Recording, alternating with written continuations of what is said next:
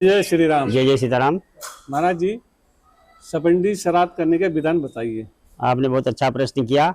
भगवान गरुड़ जी पूछते हैं 13वें अध्याय में गरुड़ पुराण में, सपिंडी विधम बृहेषु तकस्य चा निर्णयम् संयापादानां सामिग्रीतेषां च महतीं प्रभु।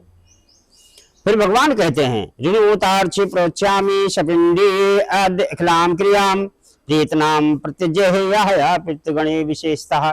दोनों में प्रश्न होता है और भगवान कहते हैं, हे गरुड़ जी, अगर जो मरणोपरांत जो मनुष्य मरा है उसकी सपिंडी श्राद्ध नहीं किया जाए तो जब तक उसका जो है कहते हैं उसके घर से उसके परिवार से सूतक काल नहीं निपटता है, तो सपिंडी विधान यह है कि 10वें दिन 10 गात्र के दिन या 11वें दिन जाके गंगा जी में या यमुना में या किसी तालाब के पास बैठ के सपिंडी श्राद्ध करें। उसके भी सभी विधान हैं। सपिंडी श्राद्ध के साथ साथ में जो सपिंडी कराने वाले श्राद्ध हैं, जो आचार्य हैं, उनके निमित्त जो सैया दान से लेकर अन्य वस्त्र आदि दान करें। और सपिंडी में जो अनेक और पीछे पितृ होते हैं, प्रतिपितामह, पितामह और प्रतिमाही, जो अनेक प्रकार पितृ होते हैं, उनको मिलाया जाता है, तभी जाके घर से सूतक हटता है।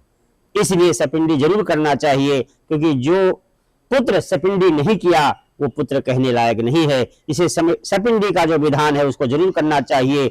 जब तक वो पुत्र जो है सपिंडी नहीं करता वो शुद्ध नहीं होता और किसी प्रकार के उसके जीवन से सूतक नहीं हटता।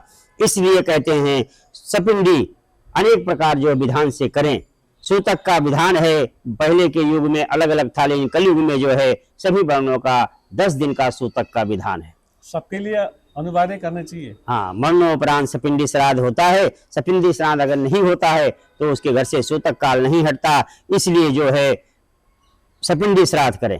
अनेक प्रकार जो सूतक लगते हैं उसका मैं विधान बताता हूँ।